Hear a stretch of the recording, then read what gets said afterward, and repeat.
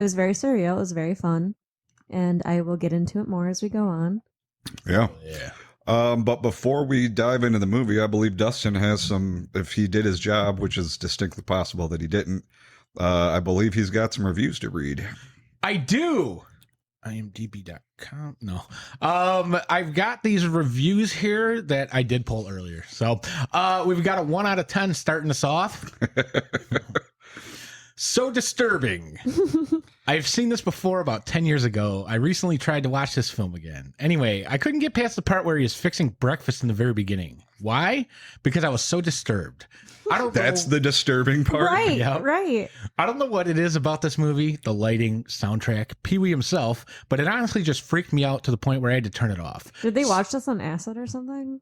Some of it Probably. Yeah. Some of it might have had to do with Paul Rubens getting arrested for sex crimes. Oh. Okay. The atmosphere of this film is just so dark and freaky. The 80s had something to do with that for sure, but I just don't understand the appeal of this film. Don't get me wrong, I love Tim Burton. I also really enjoy horror movies and such, but this film is just too eerie and disturbing. Wait, was this a Tim Burton film? Yeah. You're Yeah, fucking kidding me. This was Oh, his yeah. first movie. Yeah. You're fucking kidding me. Yeah, man. No. Yeah, man. Yeah. Makes sense now? Yeah, that kind of blew my mind a little bit. I'm sorry. Yeah, I didn't mean to that's just okay. come in fucking flabbergasted about it, but holy fuck. That's the whole point. Listen, we set out in the beginning. We said we are going to do something that fucking flabbergasts Darla every chance that we get. Yep, So the podcast is over now. We did yeah, it. We're done. We did it. We're done. Yep. I think I've been Put it in the can. flabbergasted plenty of times. Yeah, no, I know. But that is very surprising. I did not know that. Sorry, go on. Now, 9 people found this helpful, but 32 did not.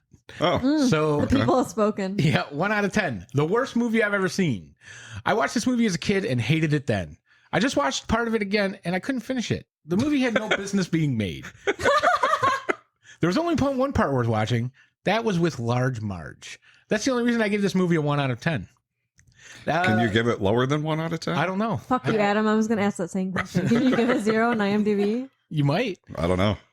12 found it helpful. 25 did not on that. Hmm. We've got 2 more coming up here, and the first one is short here.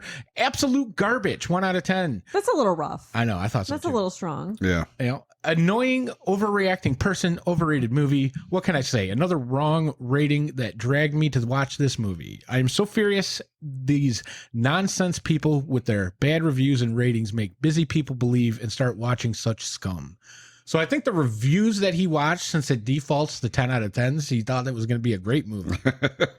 But to him, it was not. Oh. So 6 found it helpful, but 22 did not. So we've got a good balance here. Most people do not find these helpful because they're pretty shit reviews. Well, But- also, we have a lot of Pee-wee shooters out there. Like, a lot of people are apparently very passionate about it. No, for real. Yeah, yeah. I told you, man, everybody's passionate about the films they on IMDb. We got a 5 out of 10. Now, this is going to take you on a ride. Good film, bad director.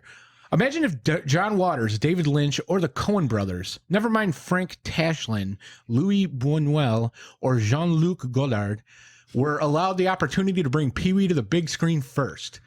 I guess it would change the film because it's all these different, very niche directors. I'd but- like to see a David Lynch version of this. Oh, 100%, dude. No, for sure. Maybe a remake. Well, he's dead now. Yeah. And so is Paul Rubens. Yeah, but we can. Paul yeah, Rubens that's- is okay. dead? Yeah, he Yeah. died 2 years ago, I think. Yeah, something Oh. like that. Rest in peace. Let's see here. Pee Wee Herman is such an iconic and unconventional character that the heavy-handedness of Burton's direction greatly lessens his impact. What should have been a souffle ended up a pancake. Burton brings great colors and cool toys, but there's no bite, and the inherent Freudian perversity of Pee Wee is painfully watered down.